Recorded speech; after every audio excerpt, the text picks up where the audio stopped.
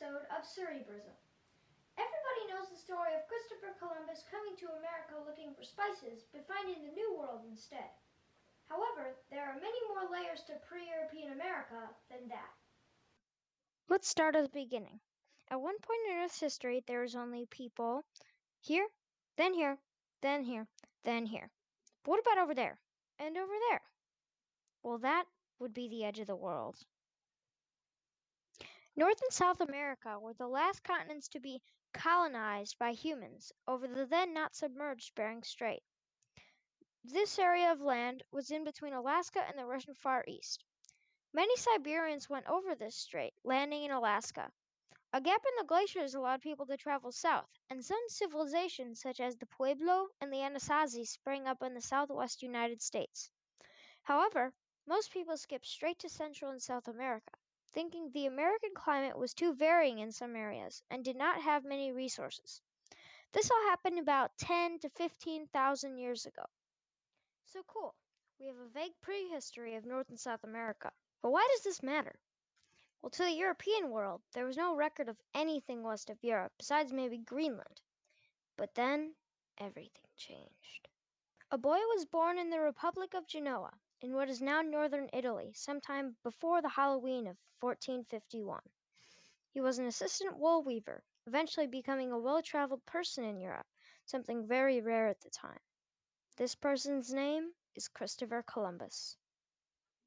Christopher Columbus really wanted to go west to find Asia, but he needed some funding. Christopher Columbus at first tried to convince King John II of Portugal, as he lived there at the time. He was denied twice. Hey, can I just go around the world to see if we can find Asia? No, you cannot.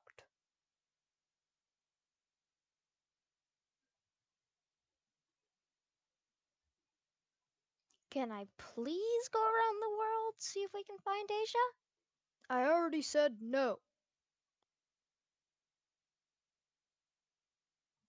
So, Christopher Columbus went to the neighboring country of Spain so that he could ask the Spanish king for funding.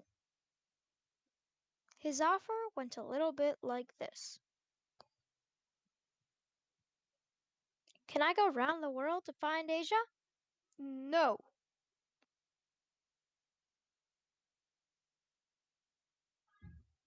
Please, can I go around the world?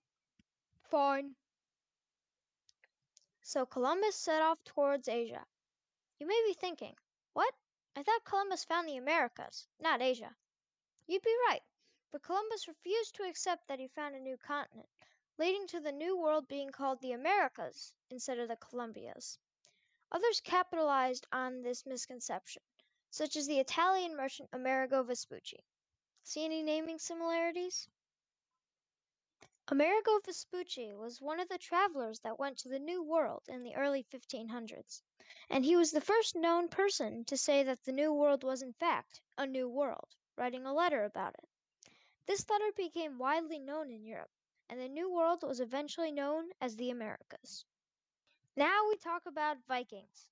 You may think, how do Vikings relate to America? You'll see soon. We first start with a man named Eric the Red.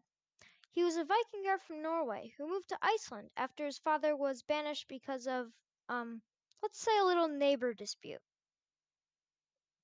And yes, I said that right. In Old Norse, Viking is a verb that means to pillage or loot, and a person that Vikings is a Vikinger. In Iceland, Eric the Red got into another neighbor dispute and was banished from mainland Iceland. He went to a small island off the coast of Iceland, but yet again he killed his neighbor. Eric the Red finally found a place with no neighbors in the form of Greenland. He was informed of the gargantuan unsettled land by Gunnjorn Ulfson, the first person to sight Greenland. He settled Greenland, and all was well. Now we have to look at another Vikinger, Bjarni Herjolfsson. He was trying to sail to Greenland to find his family, but got blown off course. He continued west, eventually finding a lush Greenland that had way too many trees to be Greenland. And you know what Bjarni, the first European to see the New World, did? He turned around and tried to find Greenland. Now back to Eric the Red, or rather his son, Leif Erikson. Leif Erikson and his father did not have a very good relationship, as Leif was calm and was fine with his neighbors, the exact opposite of his father. He also evangelized Greenland, but Eric the Red was pagan. Very pagan.